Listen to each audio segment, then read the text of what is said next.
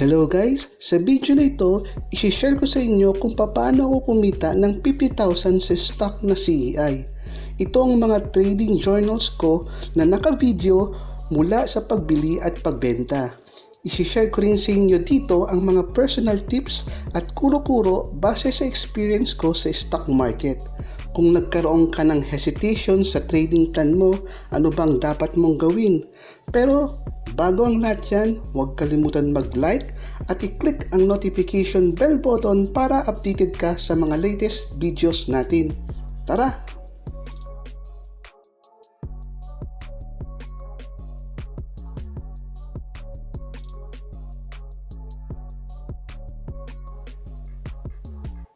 Good day guys! Ngayon, ito yung first video natin sa pag-iimbak ng CEI. So, ito yung mga stock na nabugbog during this lockdown or during this pandemic na dala ng COVID-19 na hindi pa bumabangon. So, naispatan natin si CEI na hindi pa siya bumabangon. Wala pa rin jockey na nakakapansin or wala pa rin jockey na nagpapataas ng peso sa kanya. Still, nandun pa rin siya at nag-range yung price from 0.12 to 0.128. So, ayun yung kagandahan nitong mga basura stock. So, nagkaroon tayo ng interest sa basura stock. So, may possibility na tumaas siya in the next coming month. So, pinapatulog ko lang tong mga shares na binili ko sa kanya. Last 2 weeks ago, imbak na ako kay CEI. So, nag-accumulate na tayo ng 1,350,000 shares. At equivalent ang average ko sa 1.230.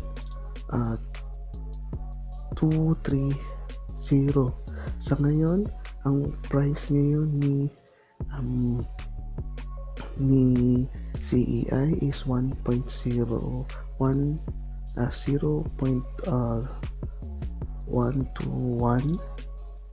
and then ngayon may loss ako ng 4,000 something at ang realized gain ko is negative 2.68. So hahayaan ko lang matulog tong stock na to. Ang target price natin dyan is nasa 16, equivalent to 16. Kung tumaas yan ng equivalent to 16, panalo tayo ng 40k. So pag naghangin sa 16 at umakyat ng 18, sa price range na yun, doon na po magdi-dispose ng unti-unti. Hindi ko bibiglain kasi baka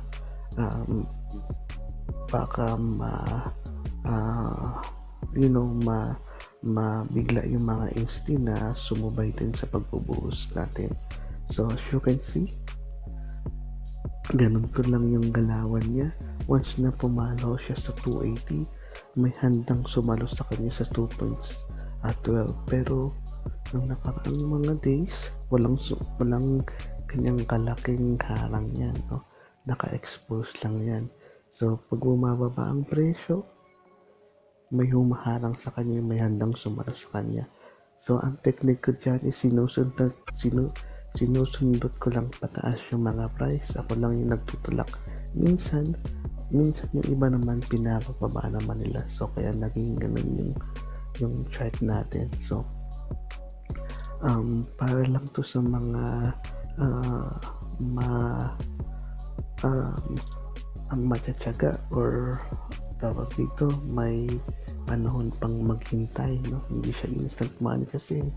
So as you can see, nagkaroon ako ng interested kay CEI dahil may mga nagko-cross o may dalawang beses na nag-cross dyan na napakalaki ng price. Siguro yung isa nasa 60 million, yung isa naman nasa 20 million. So kaya ako nagkaroon ng interest dyan. At saka sa ngayon, hindi pa rin tumataas yung presyo niya. Still, ganun pa rin yan, no? Yung nanatili yung price niya. So kung maging maayos this coming month, or makabawi tayo ng third quarter or fourth quarter, so I expect na tataas yan ng from above 0.16 at mas maswerte pa kung above 20. So dun ako magbebenta. So maganda na rin yun, since na pag nangyari yun is 40k yung magiging panalo natin. Ay, ito yun, si Abacus still nag-hold pa rin siya ng 2 million with average of 0.27. Ayan yung mga nag-accumulate sa kanya, yung mga Insti. Si David ko still the same. So si Co-Financial, si PBC Security, yan, si Ansaldo, ayan, no, wala pa silang binibenta, nag-hold lang yan at sumasalo. Sino ba yung mga nagbubuhos? So ang nagbubuhos kadalasan dyan is ganun din, palit din ng kamay. Si David ko, si Co-Financial, palagi nagbubuhos. So ayan, si Biba Isek. So mostly, let's say, pwede natin sabihin na mga retailers na mainipin yung nagbubuhos. So ayan, si First Metro, si Upward Capital, yan, mga retailers yan. So expected natin na i-check up yan ng mga Insti. So hopefully, para yan, malaki kasi ang potential. As you can see, malaki yung potential niya. So let's see kung makabalik ng 16, then up to 17 and 18, mag-range ng 20. So kung ganun man, madodoble yung price natin, madodoble yung presyo ng puhunan natin. Mas maganda, di ba? So after December natin to i-hold, since na itong account natin na BDO Nomura is hindi ko naman siya pang trading, pang position trading ko rin ito. So ito yung second week, and then try natin ulit mag document sa next week or next 2 weeks pa siguro. Okay, sige, bye bye.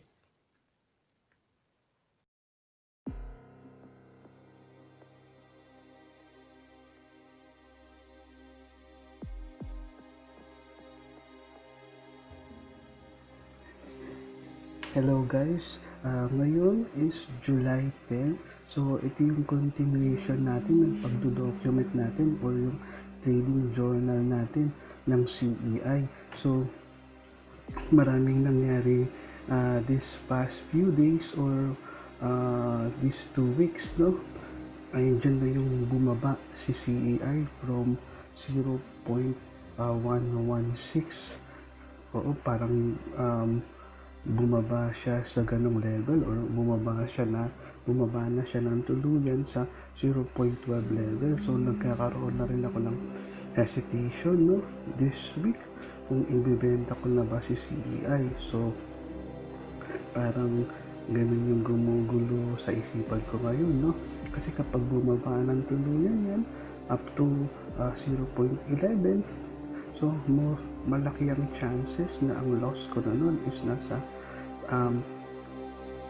mga 15 or to 18k na. So ganun tayo, no, ganun yung magiging loss ko. So the good thing ngayon is nag-close naman siya ng 0.223 with volume. So ano ba yung nangyari kay CI this past few weeks? So nandyan na yung nag-low na siya, and then nagkaroon ng parang sundot-sundot dito, nagsundot-sundot rin ako dito para tumaas naman yung presyo, bumalik sa 0.12 level, pero may bumubuhos nandiyan lang yung mga retailers, no? So the good thing, nagkaroon ng cross o nagkaroon ng volume ng 5 million si Belson yata yun, pati si Gilsec. So ganun yung nangyari sa CEI. So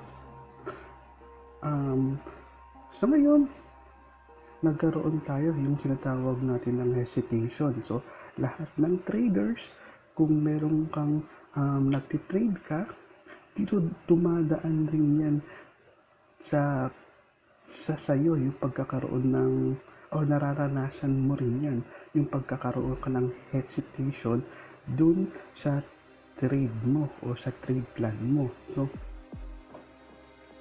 ibibenta ko na ba yan dahil may loss na ako? Nakita ko yung mga yung mga ibang stock, pwede akong makabawi dun, umaangat sila, para makabawi lang ibibenta ko na to, or hahayaan ko na lang ba yung stock na to. So number 1 tip, so may magbibigay ako sa inyo ng mga tips, no, sa mga taong dumadaan sa ganitong stage ng hesitation, no. So number 1 tip, ano ba ang trade plan mo? Bago ka bumili ng stock, dapat kailangan meron kang dahilan kung bakit mo binili yung stock na yon. Ano, at number 2, sa loob sa trade plan na yon, andun yung dahilan kung bakit mo binili yung stock mo. Ano ang entry point mo? So saan ako mag-entry, no? Ano yung mga entry na na kailangan ko, o ano yung mga requirements or prerequisite na doon na ako mag-i-entry. Depende yan sa'yo. Depende kung technical ba yan or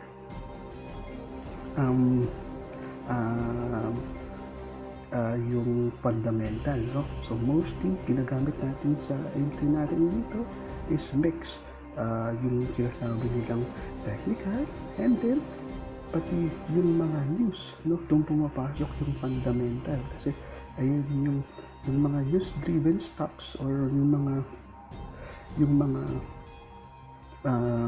stock na tumataas kapag may news, importante yan, no? And then yung exit plan. So meron kang dalawang exit plan. Yung exit plan na kung saan ka magti-take profit, or exit plan kung saan ika-cut loss or mag-stop loss ka. So di bale, tatlo yan sa mga nakalagay sa trading plan mo, no?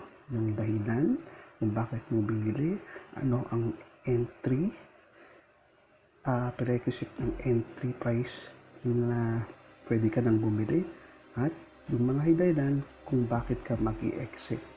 So ayun yun.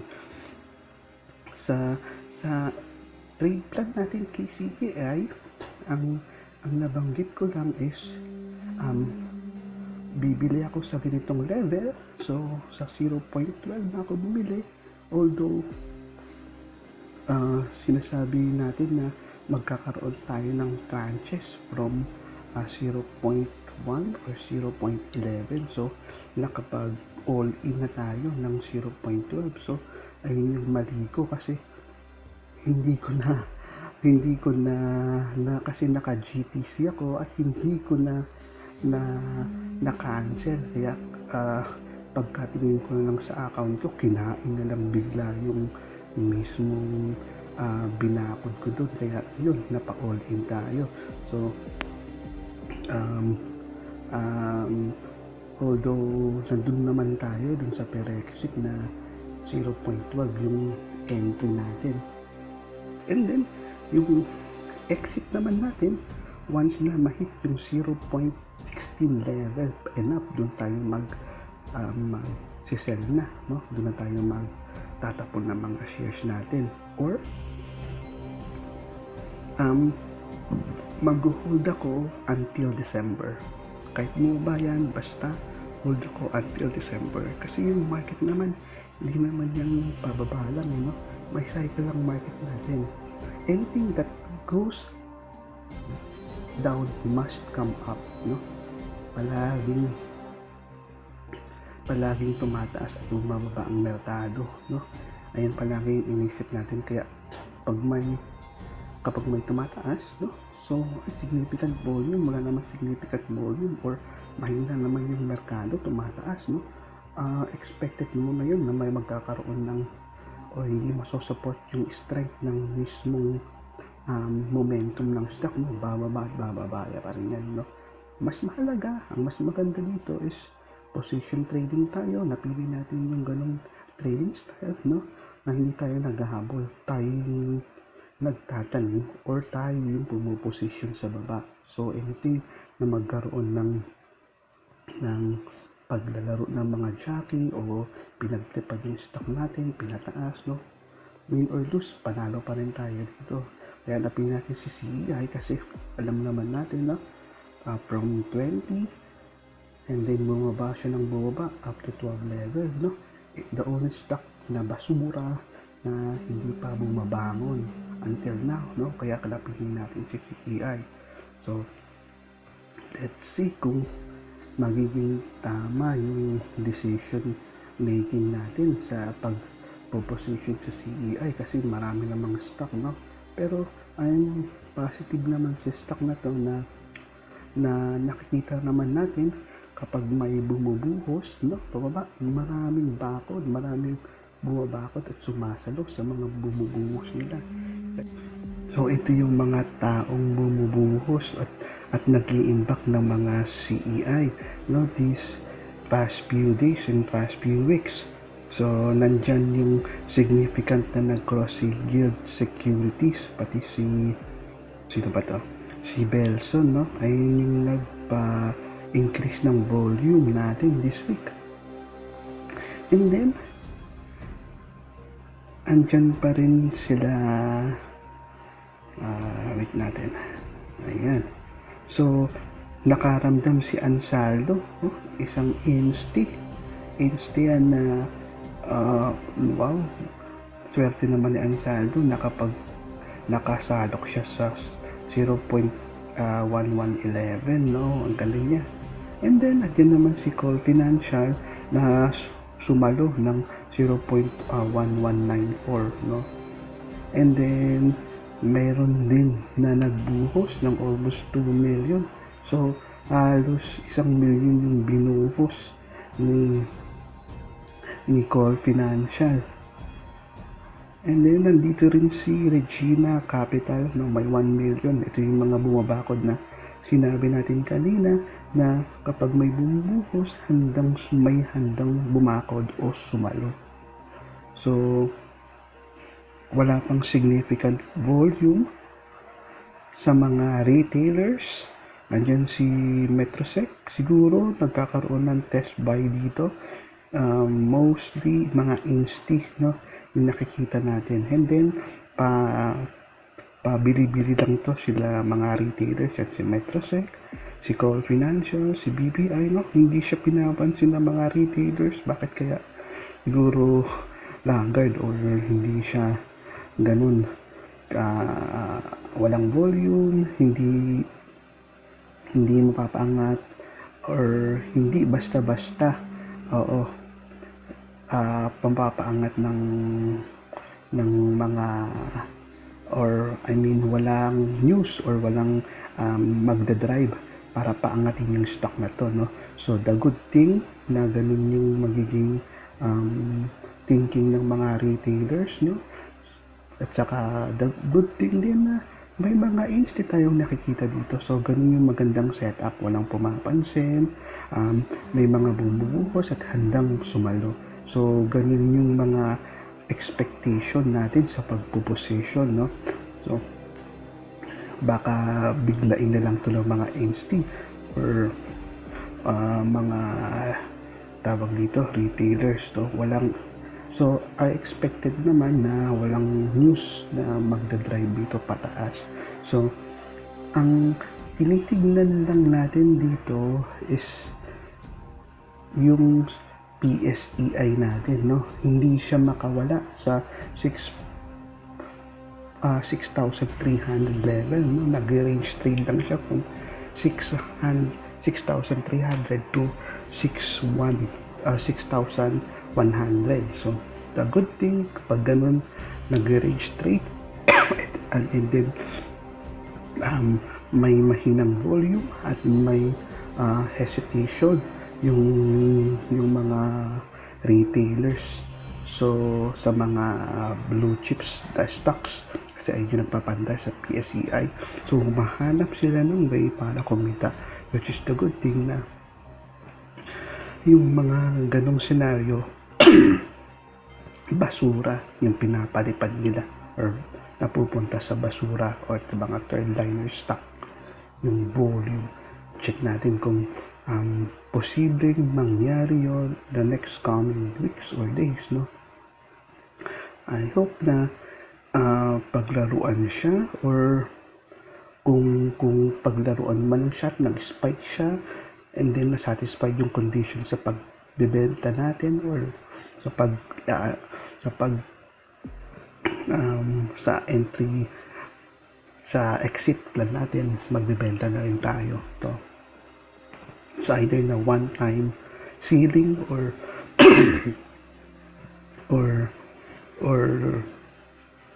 paunti-unti. So let's see guys, nandito muna. So i-update ko na lang kayo. Siguro kung matumal talaga ang market, no, mag-video na lang tayo after 2 weeks or after 1 week, no. So kung or anything na magkaroon ng significant or magandang event na nangyari kay CEI. Okay guys, bye bye.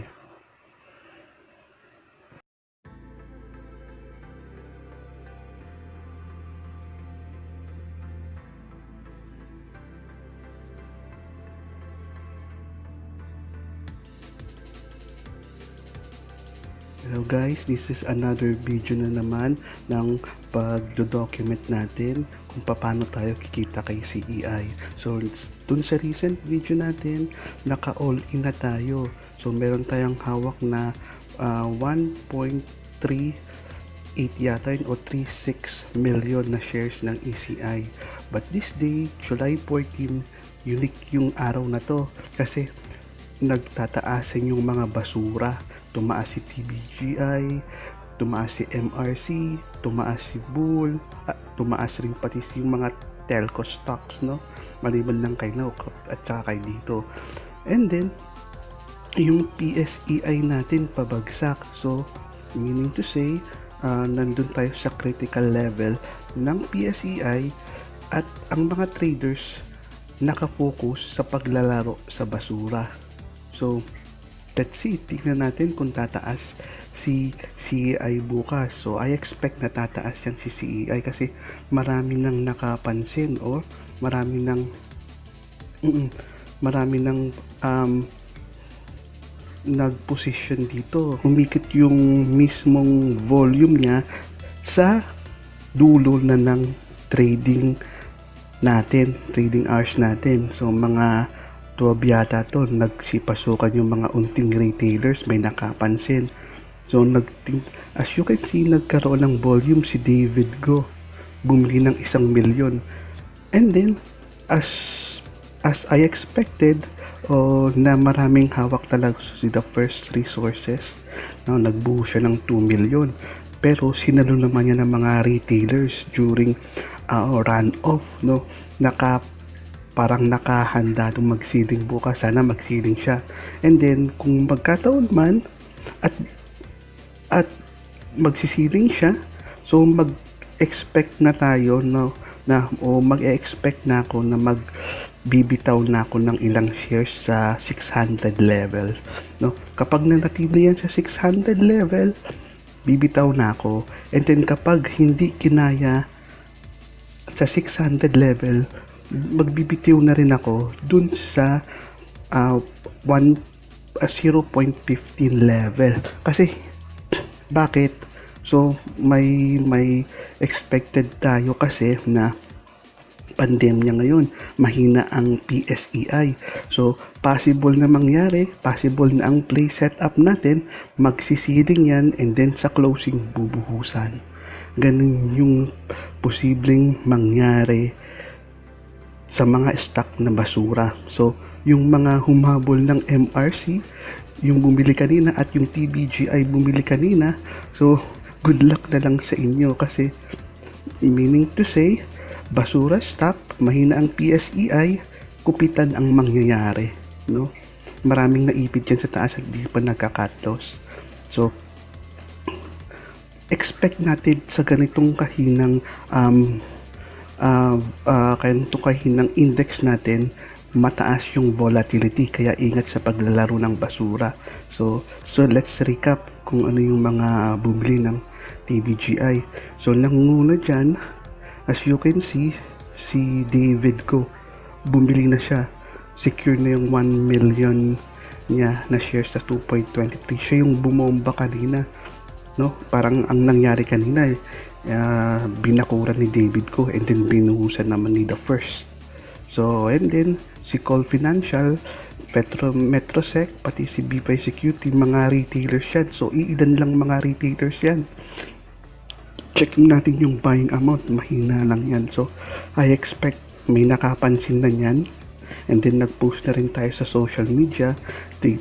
Let's see kung mapapansin nila or pwede sa trading setup nila. Kasi parang ang nangyari kanina is strong close yung nangyari. Nagsarado ng 13 from 12. Nagsarado ng 0.13 from 0.12. No? And then, may mga ibang retailers din katulad ni Quality Sec, pati RS Slim, nag-buy test lang yan. Si Abacus, bumudega na rin yan ng 21. Nakita na rin natin yan si Abacus sa 0.12. So, expected na natin na pag bumomba itong mga retailers na to, susunod dyan si Abacus at saka susunod dyan yung mga retailers, sunod-sunod na yan. So, I expect na magkakaroon ng gap sa opening price bukas. Hopefully makabenta tayo ng 0.16, no? Para at least secure na yung mga 22 to 25% ng kita natin yun. Equivalent rin yun sa mga 60 or 50 to 60k, no? So let's see. So hanggang dyan muna guys. I-check lang natin tomorrow kung ano yung magiging takbo ng stock market bukas. Okay, bye-bye.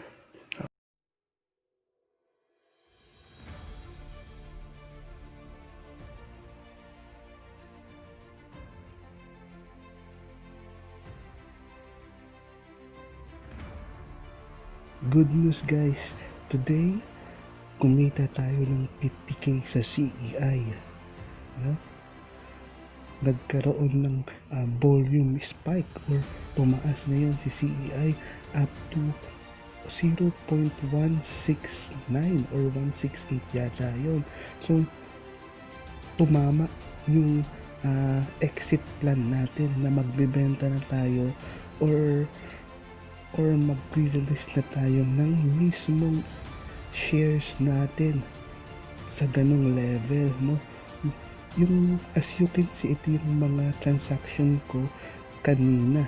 Ewan ko lang bakit ayaw lumabas sa today na active orders. Loko to si Nomura, no? So may kwento ako dyan guys, no? Yung mga 0.161, 165 plus 1, yung mga yan is mga naka GTC yan.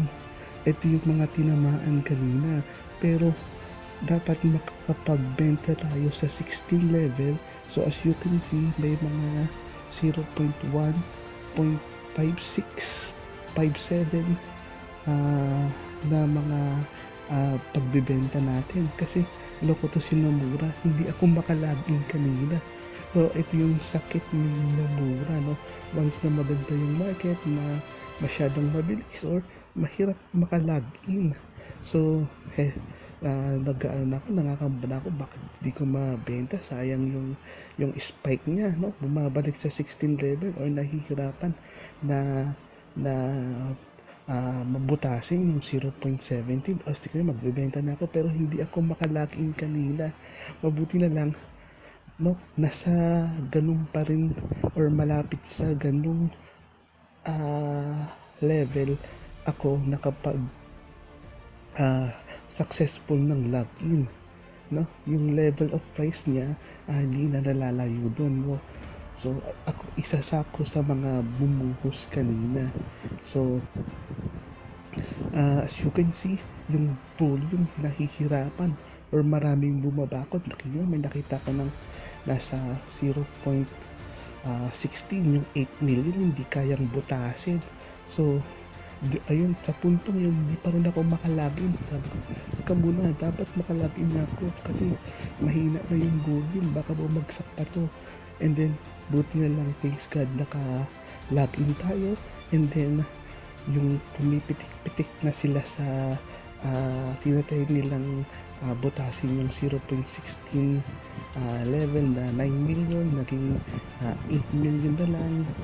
And then, dun ako bumuhos, no? Doon ako nagbenta ng mga shares, no? Lahat ng shares ko na hindi naka GTC binenta ko na rin kasi parang hirap na rin yung merkado. At the same time, nakita ko rin yung mismong PSEI bumabagsak. So nakita rin natin si NRC, tapos si Bloom, tapos si TBGI bumabagsak sila.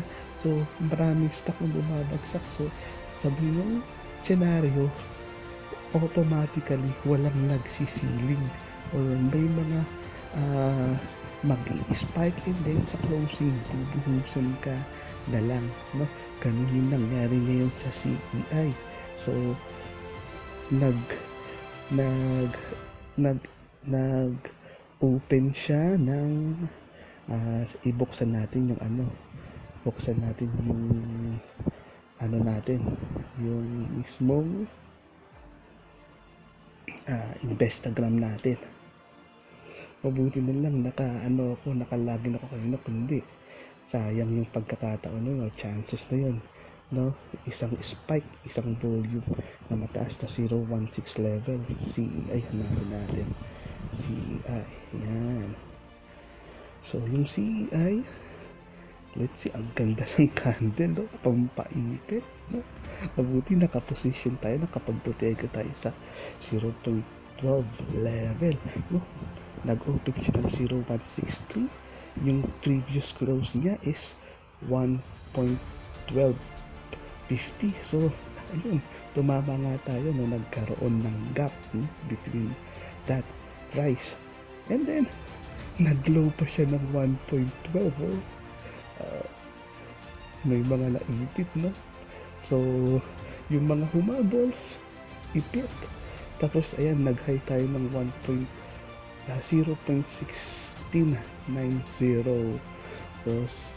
So dyan sa level na yan, nakabenta tayo siguro ng mga more or less mga 600 shares yan. And then ang volume niya is umabot ng 1.3 million, no? Na shares yung nagpalitan. So may foreign tayo na nakita na lumabas, no? Ito yung mga bids and asks ni CEI. So yung mga naipit, guys, no? Si Cole, alam bang ang Nico Cole, ang average niya is 0.14 level, 62,000 yung volume, and then yung nakapag-exit lang nasa 55,000, isa sa 55 million. Nag-cut loss na yun, ha? Cut loss niya is 0.14 So may mga iba pa dyan na naka-hold pa, no? Naipit. So 77 million pa nabubuhos, no? So ito yung mga na-FOMO, humabol na tuluyan.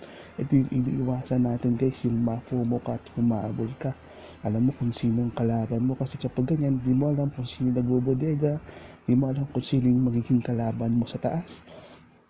So, most of na POMO ngayon o yung na humabol sa taas, no? Nagtulak, parang tinulak lang nila yung presyo, no? Salamat sa kanila, kumita tayo. Ito yan sila, South Equities, First Metro, pati si Abacus, pati si Viva. So, makikita mo, most of them retailers, no? Ito yung si South Equities, nasa 12 million, nasa 15. 15 yung average, tapos yung nag-exit to, halos cut-loss yung nangyari kay South Equities, no? As the past few videos natin, no? Yung pagdo-document natin dun sa CEI, walang ganyang volume, no? Walang ganyang sumalo, walang ganyang bumakod, no? Ito si Simpex Metroset, nakita rin natin yan, pero umexit lang. So, wow! Versus Trusek, ipit, may 10 million na inipit. So, ingat-ingat rin tayo dyan sa First Metro 6, nasa 10.14 level. So, ayun yung mga naipit guys. Sino ba yung mga nagbenta? Sa nagbenta, ito yung mga nakahold. Nakahold pa si Ansaldo. Si Ansaldo, nakita natin yan. Meron yan sa 0.12 level. Hindi siya nakapag-exit. Bakit di siya umexit? Sayang yung ano niya, yung pinantulak niya, no? Yung nakaraan, pagbubudeng niya. Si David Go, kahapon siya yung bumomba, pero hindi rin siya nakapag-exit. Sayang yung mismo turnaround o yung event na to na spike 0.16 pero hindi ka nakapagbenta. Sino ba yung mga nag-seller, no? So, mostly nag-cut lost yung mga retailers na na-FOMO, no? So, thank you sa mga retailers na bumobomba at tumulak, no? Kumita kami dyan. So ganun talaga ang stock market, no? Zero-sum games tayo. Oo. If someone na nanalo, kailangan may matalo. Kaya naman talaga yun. And then, ano kaya magiging ending natin ngayon dito? So, ang magiging game natin dito, hayaan lang natin na mag-cut loss sila, no? So, most probably na magbabounce ito from flood. Nakita natin yun ng 13 or 14 level sa ganun bang playing style ng mga bounce natin, no? So, bubuhusan at bubuhusan pa rin yan. So, kung gusto mo maglaro ng bounce, pwede sa ganong style. Pero tayo is position, hahayaan lang natin muna bumaba yan. So, makikita na lang natin yung CI nasa 0.10 na yan. So, dun tayo bubudega. Mag-start ulit ng budega. 0.10, 0.008, ayan, mga ganyan. Mga ganung level. So, sino ba yung top gainers kanina? Top losers? So, mga basura. As you can see, basura na naman yung top gainers natin, no? And then, ayan yung sinabi ko kanina, no? Di tayo makalagin kanina. Mabuti nakalagin tayo, no? Salamat sa Diyos na nakalagin tayo. Nakabenta tayo. Kumita naman tayo kahit paano. Ayan, si TBGI, MRC, Bloom. Ayan yung nakita natin na bumabagsak. So, hindi kinaya. Mabuti nakabenta tayo. Kumita, no? Siguro, ganun yung lesson learned natin kapag meron kang stock market. Kapag meron kang stock, huwag kang nahabol bigla-bigla. Kapag humabol ka, i-check mo yung PSEA kung pabagsak ba. Diba? Or i-check mo yung mga ibang stocks na significant yung mismong change nila na nag-double digits. So, malamang sa alamang na buhusan yan or kupitan yan. Kupitan yan and then anti-head. Pag closing, bubuhusan ka na lang bigla. So, let's see. Check naman natin yung mga. So, i-check natin yung mismong capital ko. So, most probably, almost 50k yung panalo natin kay CEI, salamat sa Diyos na nakapanalo tayong ganun. So, as you can see, yung Kashama rin natin, bakit ganun wala? Ewan ko, may topak tong lumura na to, no? Portfolio natin, tingnan mo, may CEI pa rin, pero walang details. And then, trade books, wala pa rin. Yung, ano ba dito? Buying power summary, yun. Buying power summary natin is nasa 214,900. So, thank God, nakapanalo tayo dito. So, let's see kung kaya natin paabutin ito up to 300 this year, no? So, hopefully, makaata tayo ng 300. So, samahan niyo ulit ako sa pag-i-impact natin o sa pagka-hunting natin, no? So, ang style natin ngayon is, since na lahat ng basura gumalaw, hayaan lang muna natin hupain yan. No, huwag muna tayo ba sasalo. At magkakaroon kasi ng mahina ngayon ang stock market. May malamang sa alamang na mabutas yung 6,000 level ng PSEI, no? Abangan na lang natin yan. So, sasalo tayo ng blue chips, no? Baka magkaroon tayo ng formation, W formation, no? Let's see, kasi alam naman natin na ang second quarters ng earning ng mga companies ang bababa. So, in-expect natin na babagsak. Plus ghost month pa. So, laruan ng basura or mga mag-hunting tayo ng blue chips. Ayun yung mga kailangan natin pag-aralan in the next coming weeks, in the next coming days. So, check lang natin yung mga na-FOMO or mga comment plus sa CEI. So, ayan yan. Doon sa na-FOMO sila sa ibang stuff. Ayun yung sabi ni Sora, another ang ipit ng ginawa. So, malapit talaga ang stock market. Ang ganda ng volume. Tapos, binuhusan ka lang pala. So, ganun talaga yan. But yesterday, nakakita si Catalyst. So, congrats sa'yo, Catalyst. Naka-tubit ka, no? Congrats. So, congrats si Catalyst. And then si GMA. Sa GMA, utang ko pang-dagdag or inuwit kasi piling ka bukas. Sinong kasama sa akin ito, mga high-roller na kayong galawan, no? So, ang malamang namang lari dyan is hayaan lang natin mag-catlash yung mga ibang undecided sa opening, sa closing kanina, and then pataasin natin. So, ang laruan natin is bounce bukas. So, kung gusto mo ng bounce, maglaro ka ng bounce, so pwede tayo, position tayo. So, yung jump ship na no to ceiling. But good profit, things for the ride. So, congrats sa'yo. 16 na yan. Ayun yung mga na-for mo, di nakapag no? Ceiling play, sing natin yung comment kita.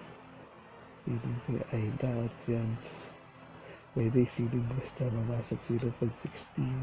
And binasag niya yung kanina ayun yung may 8 million kanina na binigyan natin, no?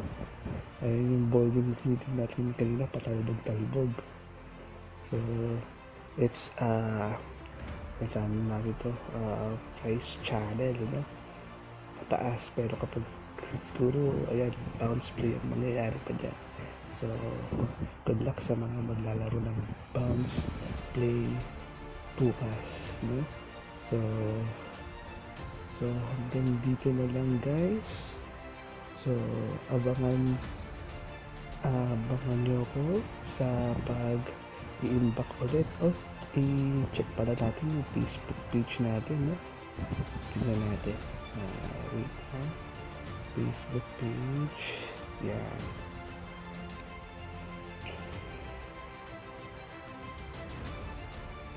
So, so last month sinabi ko na mag-imbak na tayo ng tawag dito ng CEI. Sana may mga naniwala or may sumunod. Yan, ito yung sinasabi natin na nag-imbak na tayo ng CEI, no? So, ito yung trade plan natin. And then, sana may naniwala or may sumunod sa pag-imbak natin. And then, yesterday, yan, naggawa na tayo ng comment na nagkaroon na ng significant volume, nagkaroon ng strong close, may pumasok na mga retailers, and then may nakita rin tayong mga NST na pumapasok. Kaya gumawa na tayo ng post tayo ng message. Ayun yung mga naniwala or mga nag-comment sa atin. So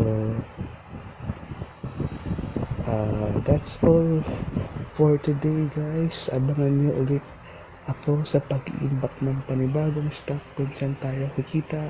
Alin successful ang CEI natin, almost 20 to 25% hit rate natin. So thank God na magkaroon tayo ng kita na ganun. So isi-share rin natin itong kita na to sa ating sponsor sa ating pinapadalahan, which is just CBN Asia, na mag-share tayo ng blessing kahit pa paano. Kapag kumikita ka, hindi ka man kumikita or naluki ka, huwag nakalimutan natin mag-share kasi balang araw, hindi man bukas, hindi man sa susunod na taon, sa susunod na buwan, lahat ng good things na ginawa mo, babalik din yan sa'yo. So, dito na lang, guys. See you sa pagbubodega.